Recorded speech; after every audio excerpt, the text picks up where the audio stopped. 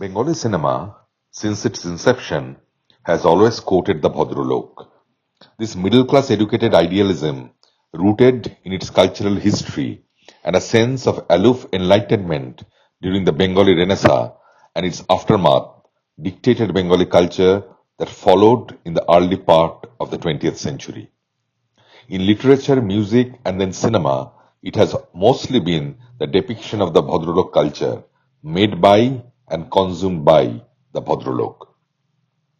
There may be physical hardships, there can be financial poverty as well, but from the films of Pramothesh Borua to the Uttam Suchitra blockbusters, and then to the masterpieces of Satyajit Ray, Mrinal Sen and Ritwik Ghatak, and Tapan Singh, the interest of the Bhadralok has always been culturally safeguarded. It is his plight, his misery, his ability to transcend the same which has been portrayed on screen with impunity. It is only in the 70s, when the political turbulence seriously and sincerely starts hitting repeatedly at the basic rubrics of this Bhadralok facade, that the Bengali psyche starts rejecting the post-independence idealism in lieu of radical cynicism.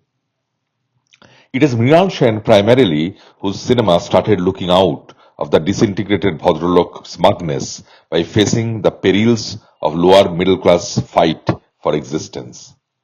With the death of Bengal's lone superstar Uttam Kumar in 1980, and with the influx of lurid influences in the popular mainstream genre, the on-screen Bengali Bhadralok starts making himself scarce.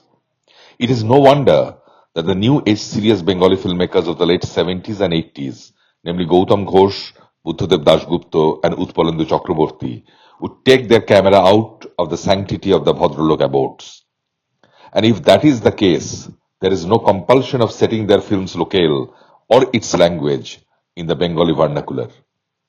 In 1984, it doesn't come as a surprise hence that two of the leading Bengali filmmakers chose to make films in Hindi, Goutam Ghose for Paar and Buddhadev Dasgupta for Andhi Goli.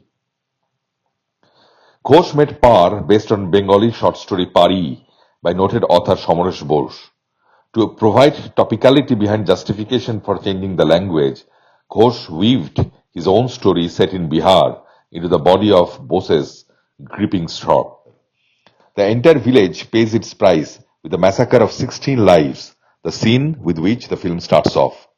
Leaving his aged parents at home, Naurangia and Rama become fugitives from the law and make hops before they finally set foot in the bigger, harsher city of Calcutta.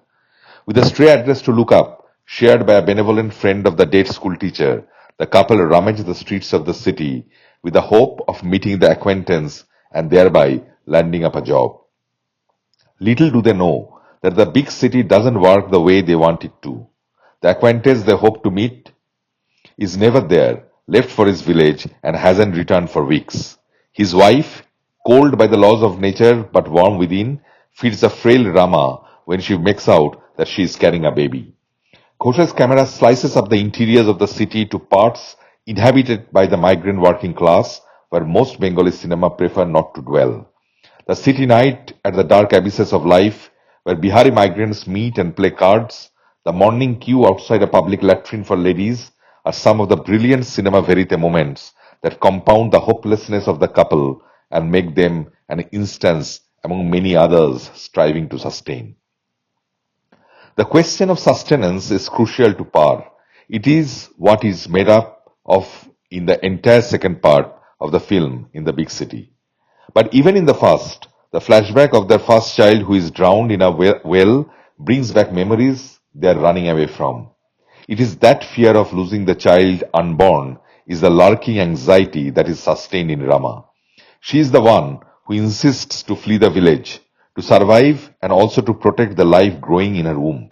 She is also the one who is afraid of the only work they are offered against a paltry remuneration, distressed that in the process she may lose her child.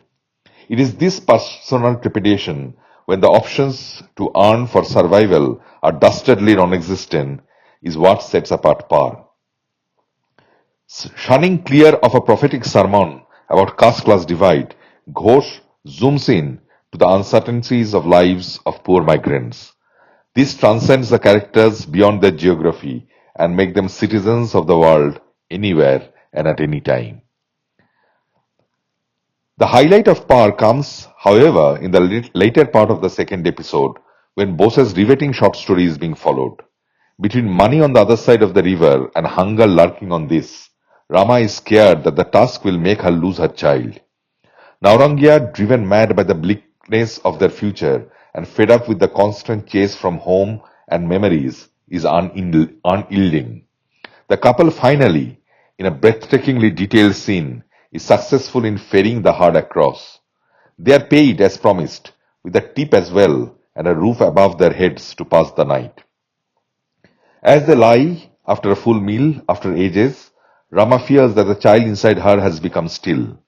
Soon after the joys of earning, the couple is drowned in dreadful fear till Naurangia, putting his ear on her, could make out that the child is indeed beating. Paar reminds us of two films, both shorts, made by two masters for Doordarshan. Sadgati is Satyajit Ray's most cruel film, also one that looks at the Dalit life under a microscope. It was Doordarshan's first short film in color, made in 1981. The first part of Paar looks at the same life of the same set of people. The animalistic abuse of human dignity is chillingly similar. As part of the same initiative of Doordarshan, the next year, Tapan Singh made Azmi aur Aurat, which depicts the story of a man carrying a pregnant woman unrelated to him through jungles, forests and across a furious river to a local hospital for delivery. Par's second half, in a different philosophical way, reminds us of Singho's dazzling film as well. The crossing of the river in Paar is a metaphor, an allegory of the grit of human endeavour in the teeth of hunger. Despite all the hardships that Naurangia and Rama have faced and will probably continue to face, the film's ending is that of hope, in having faith in the little vagaries of life, in spending the dark night listening to the silent stars of a possible future that may well not be, also bleak.